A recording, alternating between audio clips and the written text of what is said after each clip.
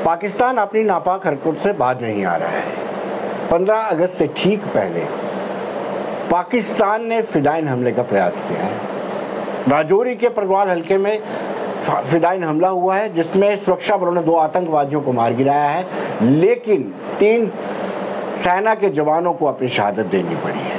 मैं शुरू से कहता आ रहा हूँ कि पाकिस्तान पड़ोसी मुल्क जो है वो प्रॉक्सी वार छेड़े हुए है और उसकी कोशिश रहती है कि कश्मीर मसले को सुर्खियों में बनाए रखने के लिए आतंकी हमला करता रहता है। इस पर चर्चा करेंगे, लाइव चर्चा करेंगे। कर्नल एस एस पठानिया जो रक्षा विशेषज्ञ है। पठानिया साहब, आपका स्वागत है। Thank you. और आपका बड़ा अनुभव भी रहा है। इस हमले को, इस फिदाइन हमले को आप किस तरीके से देखते हैं? देखिए, आपने बड़ा अच्छा कहा है कि पाकिस्तान जो अपनी नापाक हरकतों से कभी बाज नहीं आएगा, और हमें उनको कंडेम करने के बजाय कि कायराना हमला है, हम इसका जवाब देंगे, हमें एक प्रोएक्टिव पॉलिसी बनानी पड़ेगी, जिसके लिए आई एम श्योर कि गवर्नमेंट सोच रही है। अभी सबसे पहले मैं आपके चैनल के माध्यम से उन शहीदों को अपनी श्रद्धांजलि देता हूँ, और ये भी दुआ करता हूँ कि जो ज़ख्मी है इस समय वो जल्दी से जल्दी स्वस्थ हो जाएं। अभी हम बात करेंगे कि पाकिस्तान के पर्पस क्या है कि उन्होंने राजौरी के अंदर आज के दिन, जबकि 15 अगस्त हमारी आज़ादी का दिन नज़दीक आ रहा है, तो ये एक ट्रेंड है कि 26 जनवरी 15 अगस्त को वो कोई ना कोई ऐसा मंसूबा बनाते हैं जिससे हमारे देश के ऊपर किसी किस्म का वो दबाव डाल सकें, कश्मीर इशू को इंटरनेशनलाइज कर सकें। लेकिन हमारी जो बहादुर फ़ौज है वो पूरे तरीके से उनके जो किसी भी मंसूबे को विफल कर दी है। आज की बात बहुत बड़ी हो सकती थी, लेकिन इन शहीदों की वजह से उसको कर्टेल किया गया है, और साथ ही वो जो दोनों फिदाइन आए थे हमले के लिए, उनको भी मार गिराया गया है। इसको हम कामयाबी बोलेंगे, क्योंकि अगर उड़ी जैसा होता तो बहुत बड़ा हमला हो सकता था, और समय जो रात और सुबह के बीच का समय जो चुना जाता है। कर्नल पठानिया, आप हमें अपना अनुभव बताएं कि ये समय क्यों फिदाइन हमले के लिए चुना जाता है? देखिए, इसमें क्या होता है कि अगर हम बात करते हैं, ये जो आर्मी कैंप था परगाल में जी, अभी सवेरे सवेरे जो होता है, तकरीबन लोग सोए होते हैं, कुछ सेंट्री होते हैं वो जो अवेक होते हैं, बिकॉज पूरे दिन की निगरानी के बाद शाम को अपने अपने, जैसे उड़ी में हुआ था, लोग सो रहे थे। और ये एक जो फिदाइन है वो ये मन बना के आया हुआ है कि मैंने अपनी कुर्बानी देनी है उनके हिसाब से जी, और वो इसको एक्सप्लॉइट करता है। कोई भी अगर सिस्टम आप देखें वो 100% फूल प्रूफ नहीं हो सकता है, कहीं ना कहीं उसमें कमजोरियां रह जाती हैं जी। वो उन कमजोरियों को एक्सप्लॉइट करते हैं, और उनका जो मंसूबा होता है वो ये होता है कि हम ज़्यादा से ज़्यादा कैजुअल्टीज़ इन्फ्लिक्ट कर सकें। लेकिन अगर आज हम की बात देखें तो इसके अंदर हमारे जो सतर्क जवान थे, उन्होंने उसको, उनके मंसूबे को पूरी तरह से भांप लिया जी, और मिनिमम जो कोलेट्रल डैमेज हुआ है उसके बाद दोनों मिलिटेंट को मार गिराया गया जी। तो मेरे अपने हिसाब से ये बहुत बड़ी सफलता है हमारी फौज की सतर्कता की, उनकी जो अपनी विजिलेंस है, उनकी इंफॉर्मेशन की, और ये चीज़ें होती रहेंगी। बदसूर हमें तैयार रहना। कर्नल पठानिया, ये माना जाए कि ये फ्रेश रिक्रूटमेंट है या फ्रेश इन्फिल्ट्रेशन? देखिए, पाकिस्तान के अंदर अगर हम बात करते हैं, जितनी भी इनकी तंजीमें हैं, जो LAT ले लीजिए आप, जैश ए मोहम्मद ले लीजिए, बाकी छोटी मोटी जो तंजीमें हैं, और पाकिस्तान की जो ISI की स्ट्रेटजी है, ये उनके साथ मिलके हो रहा है सारा काम जी। तो उसके लिए वो लड़कों को तैयार करते हैं, जो फिदाइन के तैयार, उनको ट्रेनिंग दी जाती है, उनको जो है रिलीजियसली एक्सप्लॉइट किया जाता है धर्म के नाम पे। 72 वो आपकी हूरें आपका स्वागत करने के लिए तैयार होती हैं। तो ये जो यंगस्टर्स होते हैं ये उसमें बहकावे में आ जाते हैं, और उसके बाद ये अपने आप को शहीद साबित करने के लिए इस तरह के कारनामे करते हैं, क्योंकि उनकी जो थिंकिंग रैशनैलिटी की पावर है वो ख़त्म हो जाती है। In spite of all these things, अगर आप देखें कि 370 के एब्रोगेशन के बाद इस समय जो माहौल चल रहा है, इन घटनाओं में काफ़ी कमी आई है जी। कश्मीर के अंदर लगातार प्रेशर ऑल आउट ऑपरेशन के जरिए इनके ऊपर पहुंचाया जा रहा है। इन्फिल्ट्रेशन के अंदर बहुत कमी आ गई है। लोगों की जो सिंपैथी होती थी मिलिटेंट्स के लिए वो आस्ते आस्ते कम हो रही है। लोग अभी इनके बारे में इंटेलिजेंस दे रहे हैं, तो ये अच्छे संकेत हैं। और आने वाले समय में संकेत खराब भी हैं। जो केंद्र है आतंकवाद का केंद्र, अब शिफ्ट किया जा रहा है कश्मीर से जम्मू, ये बड़ी चिंता का विषय है। ये एक बहुत ही बिल्कुल विनोद जी आपने बड़ा सही पकड़ा है इसको। अभी क्या हो रहा है कि कश्मीर के अंदर वो अपने जो उनके कारनामों को अंजाम करने में काफ़ी हद तक वो विफल हो रहे हैं जी। उसकी वजह है कि हमारी जो निगरानी है LOC के ऊपर वो बहुत बढ़ गई है जी। उसके बाद अगर हम फर्स्ट ईयर सेकंड ईयर की बात करें उसके अंदर भी प्रेशर आ गया है। इंटेलिजेंस सिस्टम जो है आस्ते आस्ते स्ट्रॉन्ग होता जा रहा है। लोकल लोगों से जो सपोर्ट है वो बढ़ती जा रही है। तो इन्होंने अपनी स्ट्रेटजी बनाई हाइब्रिड स्ट्रेटजी के बाद कि अभी हम नैर्को टेररिज्म, ड्रोन और वेपन मिलिटेंसी को शिफ्ट करना है एपिसेंटर कश्मीर की जगह जम्मू के। और अगर आप ये देखेंगे पिछले 1 महीने में इनके 7-8 मॉड्यूल यहाँ पकड़े गए थे। सांबा, राजौरी, कठुआ, पुंछ, ये सारे जम्मू, ये सारे एरिया को इकट्ठे एड्रेस करने की कोशिश कर रहे हैं। तो इसके लिए जब तक हमारी जो पब्लिक है, बिकॉज वो फौज की कुछ लिमिटेशंस हैं, इंटेलिजेंस एजेंसी की कुछ लिमिटेशन है, मैं ये अर्ज करता हूँ कि हमारे जो लोकल हैं वो इनके ऊपर कड़ी निगरानी रखें और ऐसी कोई भी खबर आती है वो पुलिस या आर्मी कैंप के साथ शेयर करें ताकि ऐसी घटना से पहले ही इनको जो है नेस्तो नाबूद किया जा सके। लेकिन कर्नल पठानिया, सवाल ये उठता है कि ये फिदाइन अटैक एक लंबे अंतराल के बाद हुआ है। मीनवाइल ये ड्रोन का इस्तेमाल करते रहे हैं, मीनवाइल सिलेक्टिव किलिंग के लिए हाइब्रिड मिलिटेंसी का इस्तेमाल करते रहे हैं, यानी वक्तन ये स्ट्रेटजी अपनी चेंज करते हैं। बिल्कुल, देखिए किसी भी जब आप लॉन्ग टर्म स्ट्रेटजी लेके चलते हैं तो उसके अंदर सिचुएशन के हिसाब से आपको अपनी स्ट्रेटजी बदलनी पड़ेगी। जी। अगर हम बात करते हैं कि कश्मीर के अंदर अगर आप पहले देखिएगा, पहले उन्होंने फौजियों के ऊपर अटैक शुरू किया, उसके बाद सॉफ्ट टारगेट ढूंढना शुरू कर दिए, हाइब्रिड टेररिज्म ले आए, नार्को टेररिज्म ले आए। अभी जम्मू के अंदर इनका जो मुद्दा है कि एपिसेंटर को इस कदर शिफ्ट किया जाए, टेरेन के अंदर जो इनको सहूलियत मिलती है इन्फिल्ट्रेशन करने के लिए, डिफ़िकल्ट टेरेन अगर आप पुंछ राजौरी का देखें और वहाँ से सीधे आप कश्मीर पहुँच सकते हैं।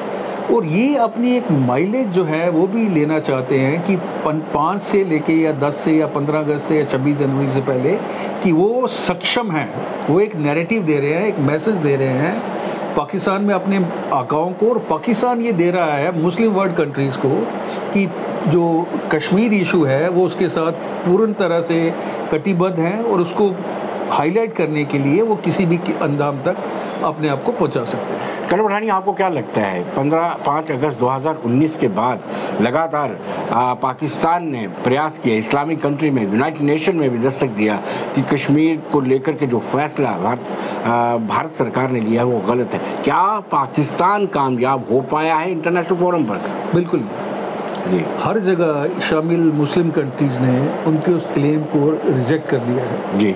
जहाँ तक हम बात करते हैं दुनिया की सुपर पावर की, ट्रंप के टाइम उन्होंने बड़ा क्लियर कर दिया था कि एक बायलैटरल इशू है, दोनों देश आपस में इसको मिलाएं। UN ने इससे पूरी तरह से पल्ला झाड़ लिया है जी। तो पाकिस्तान के पास अभी कोई चिल्लाने की वजह बची नहीं हुई है जी। लेकिन इस समय अगर पाकिस्तान की आप हालात देखेंगे, वो इकोनॉमिकली, मिलिटरीली, पॉलिटिकली बुरी तरह से फेल हो रहे हैं जी।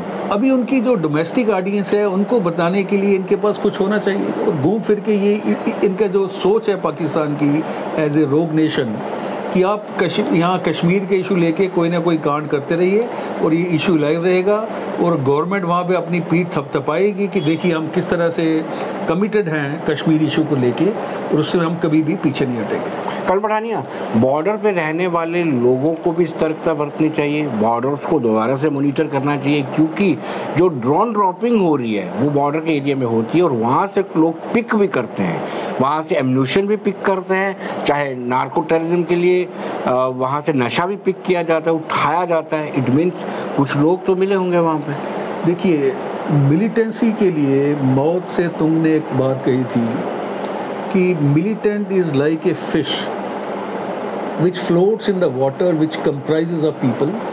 अगर आप उस मच्छी को, पानी जो लोगों से बना हुआ है, उसे अलग कर देते हैं तो मच्छी मर जाएगी जी। इसमें कोई दो राय नहीं है कि कुछ लोग जो हैं, ट्रेटर्स जो हैं, वो उनको फैसिलिटेट करते हैं, वो उनको शेल्टर भी देते हैं, वो उनको इंटेलिजेंस भी देते हैं, वो उनके आर्मी के रूटीन के बारे में या पुलिस की रूटीन के बारे में बताते हैं। लेकिन ऐसे लोगों को सिस्टम से निकालने के लिए अगेन हमारे जो देशभक्त लोग हैं, जो नेशनलिस्ट लोग हैं, उनको आना पड़ेगा, उन लोगों को चिन्हित करना पड़ेगा और उनको आस्ते आस्ते सिस्टम से बाहर निकालना पड़ेगा जी। तो ये तो पक्की बात है कि उनको स्पोर्ट बेस जो है वो मिल रही है, उनको गाइडेंस भी मिल रही है, उनको पैसे की। हाइब्रिड टेररिज्म इस वक्त सबसे बड़ी चुनौती लगती है आपको? मतलब एक सफ़ेद पोश व्यक्ति पिस्टल लेकर के सिलेक्टिव के लिए। हाइब्रिड टेररिज्म जो है ये शुरू से चलता आ रहा है जी। दायरा थोड़ा अलग था जी।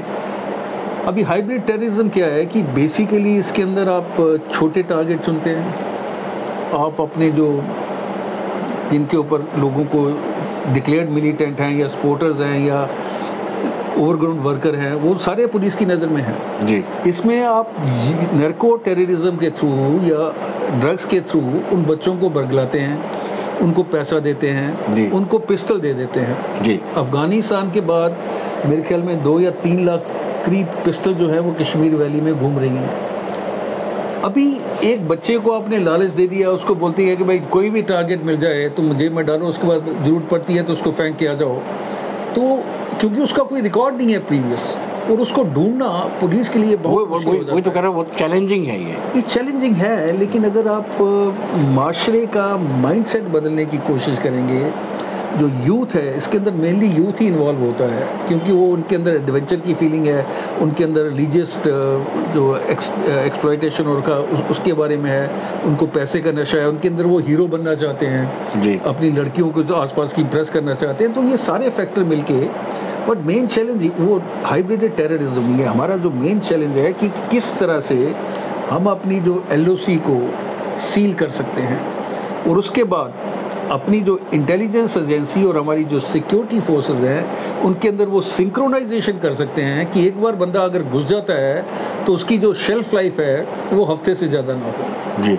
नार्को टेररिज्म भी एक कारण है कि कोई नशा करके भी ऐसा कर सकते हैं सिलेक्टिव के लिए? देखिए बहुत बड़ा सिलेक्टिव के लिए बहुत देखिए इस समय हमारे देश की या कश्मीर की अगर हम बात करते हैं, जम्मू की बात करते हैं, तो सबसे ज़्यादा जो प्रॉब्लम है वो है अनएम्प्लॉयमेंट की जी। अभी अनएम्प्लॉयमेंट का मतलब है कि लड़का यूथ हमारा फ्रस्ट्रेटेड है, पैसे उसके पास है नहीं, तो वो वल्नरेबल हो जाता है टुवर्ड्स सच टेम्पटेशन। और लोग जो हैं जो बैठे हुए हैं उनके जो सपोर्टर हमारे पास, वो ऐसे बच्चों को आइडेंटिफाई करते हैं और उनको एक्सप्लॉइट करते हैं जी। शायद यही कारण लगता है। दूसरी बड़ी बात यह है कि ये इस तरफ क्यों चुना जा रहा है, जम्मू को क्यों सेंटर बनाया जा रहा है? मैंने बोला ना, जो मेन वजह यह है कि अगर हम बात करें कि militancy is only limited to Kashmir ji, तो जो मैसेज जा रहा है वो बात करते हैं जम्मू कश्मीर यूनियन टेरिटरी की जी। उनकी जो पाकिस्तान की जो प्रोजेक्शन है, they don't talk about Kashmir only, they want to include Jammu also ji. दूसरा जो प्रेशर मैंने आपको बताया वहाँ पे बढ़ रहा है, सो वो they will look for a easy option ji, और इजी ऑप्शन यहाँ पे उनको मिल रहा है जी। टेरेन की वजह से, स्पोर्ट की क्या कलम पठानी, आपको लगता है कि फ्रेश रिक्रूटमेंट भी हो रही है? क्योंकि यहाँ पर टाल क्लेम किए जाते रहे ये डिस्ट्रिक्ट आतंकवाद मुक्त हो चुका है, लगभग सबके 10 के 10 डिस्ट्रिक्ट को आतंकवाद मुक्त करार दे दिया गया था और आहिस्ता आहिस्ता पकड़े भी जा रहे हैं। की अगर मैं आपको जी जो अपने भरोसे से कह सकता हूँ, श्योरिटी के साथ जी, इसके अंदर कमी आई है, लेकिन क्या वो सिचुएशन आएगी कि ये टोटल रिक्रूटमेंट बंद हो जाए? बड़ा मुश्किल है जी। रिक्रूटमेंट चलती रहेगी, किसी भी सोसाइटी के अंदर कुछ फ्रस्ट्रेटेड डेस्परेट लोग आपको मिल जाएंगे जो रिलीजियसली एक्सप्लॉइट हो चुके हैं, जिहाद के मोड में हैं, तो ये छुटपुट रिक्रूटमेंट चलती रहेगी। लेकिन रिक्रूटमेंट के बाद सवाल ये है कि उनका जो ऑपरेशन का दायरा है उसको हम कैसे लिमिटेड कर सकते हैं जी। और उसके अंदर हमारे जो लोग हैं उनका बहुत बड़ा रोल है, सिक्योरिटी फोर्सेस का, इंटेलिजेंस एजेंसीज का, इनका सबका बहुत बड़ा रोल है। और तभी जो है ये कुछ हद तक अभी तकरीबन अगर हम मान के चलें कि अगर 70% तक ये कंट्रोल में आ चुकी है, तो हमारा एम होना चाहिए कि इसको 90% तक ले जाए जी, ताकि ये, बिकॉज अगर if you are talking about total elimination of militancy, not possible, maybe another 30-40 years ji. लेकिन क्या आपको लगता है कि 5 अगस्त 2019 के बाद थोड़ा सा बदलाव जरूर आया है? थोड़ा नहीं, बहुत ज़्यादा बदलाव आया। चलिए, कितना बदलाव आया, कैसे दिखता है, आंकलन कैसे करते हैं? मैं आपको आंकलन बताता हूँ। अगर आप कंपेयर करेंगे attack on security forces, killing of civilians, total militants which are available operating in valley, total militant which are sitting in the training camps in the Pakistan side. तो इनके अंदर सबके अंदर बहुत ज़्यादा कमी आई है। दूसरा, अभी अमरनाथ यात्रा बड़ा वल्नरेबल इशू था और जिस तरीके से हमारी सिक्योरिटी फोर्सेस ने उसको डोमिनेट किया है, इंसिडेंट फ्री रखा है, तो उनको उनकी तारीफ करना बनती है जी। और तीसरी बात जो मैंने सबसे बड़ी बताई है कि लोगों की जो सपोर्ट है वो बदल रही है। अभी कश्मीर में मैंने एक वीडियो देखा था जहाँ पे लोग कहते हैं कि करप्शन के खिलाफ ये पॉलिटिकल दादागिरी जो ये पार्टियां करते रही हैं, Yogi should be given the chance to be the chief minister of Jammu और बुलडोजर कल्चर यहाँ आना चाहिए जी। तो ये कश्मीर में हो रहा है। तिरंगे का आप देखिए, एक और बदलाव मैंने देखा जी कि बुरहान वानी की बरसी पर उसके गांव में भी किसी तरह का कोई प्रोटेस्ट नहीं हुआ, किसी ने कोई बंद की कॉल नहीं दी। ये भी एक बदलाव है। देखिए वो जो ग्लैमराइज किया हुआ था ना जी मिलिटेंसी को जी, वो चीज़ अभी नहीं रही है। राइट, अभी लोगों के अंदर ये चीज़ें समझ आ रही हैं और अगर अभी आप देखेंगे जो रिस्पांस मिल रहा है तिरंगे को, लाल चौक में इट वाज अनइमेजिनेबल कि वहाँ पे तंगा फहराया जाएगा और जिस तरीके से स्कूलों के अंदर और लोकल जो है वो आगे बढ़ आ रहे हैं, उनको कोई डर नहीं है जी। तो ये बदलाव आ रहा है because they want to be part of the mainstream, they want कि हमारे शांति हो, हमारी डेवलपमेंट हो, हमारे बच्चों को रोज़गार मिले। तो ये बहुत बड़ा बदलाव आया है और आने वाले समय में आप देखिए जो हमारी गवर्नमेंट की पॉलिसीज़ हैं ये बदलाव और आगे इम्प्रूव होगा और चीज़ें जो है काफ़ी हद तक सुधरेंगी। बहुत बहुत शुक्रिया। Thank you Vinod ji and thank you to दर्शकों। कहीं ना कहीं आज अपने चैनल के माध्यम से उन 3 शहीदों को हम श्रद्धांजलि देते हैं और उम्मीद करते हैं कि आतंकवाद को जल्द से जल्द खत्म किया जाए। धन्यवाद।